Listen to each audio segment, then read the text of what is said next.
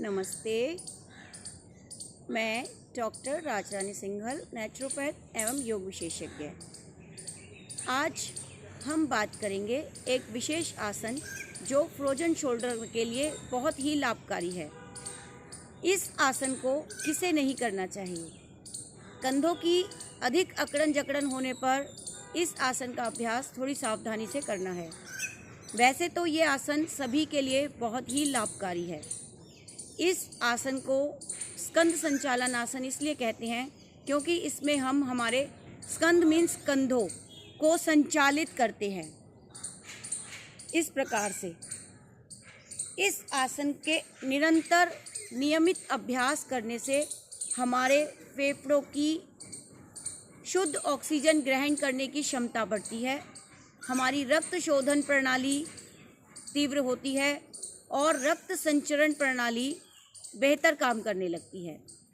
इस आसन के अभ्यास से हमारे कंधों की अकड़न जकड़न दूर होती है, कंधों के आसपास जमा चर्बी हटती है, हमारे पोस्चर में सुधार आता है। यहाँ इस आसन में हमारे सर्वाइकल एरिया में ब्लड सर्कुलेशन होने से हमारी सर्वाइकल स्पॉन्डिलाइटिस समस्या से राहत मिलती है। इस आसन के निरंतर नियमित अभ्यास से हमारा तनाव दूर होता है, मन प्रसन्नचित्त रहने लगता है, शांत स्वभाव हो जाता है। आइए इस आसन का अभ्यास कैसे करें। इस आसन का अभ्यास खड़े होकर बैठकर दोनों ही स्थितियों में किया जा सकता है। अपने दोनों भुजाओं को कंधों के समानांतर 180 डिग्री पर खोल दें। अब इसे कोहनियों से मोड़ते हुए बाजुओं को अपनी सारी फिंगर्स को इकट्ठा करके अपने कंधों पर रखिए और धीरे धीरे इसे सामने वक्षस्थल के पास कोहनियों को मिलाते हुए श्वास भरते हुए ऊपर की ओर लेकर जाएंगे अधिक से अधिक। फिर इसे कंधों के समानांतर फिर से वापस लाकर कोहनियों को नीचे से नीचे श्वास छोड़ते हुए घुमाएंगे। ऐसा इसे 10 बार करेंगे। अपने कंधों को 10 बार वृत्ताकार घुमाएंगे। स्कंद संचालन आसन।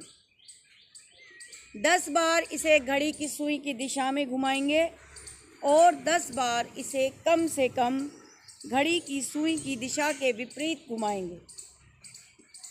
घड़ी की सुई की दिशा के विपरीत घुमाने के बाद विश्राम। ये एक चरण हुआ। इस प्रकार 10-10 के कम से कम 5 चरण आप नियमित निरंतर अभ्यास कीजिए। आज के लिए इतना ही। अगली बार फिर मिलेंगे किसी नए आसन के साथ। नमस्कार।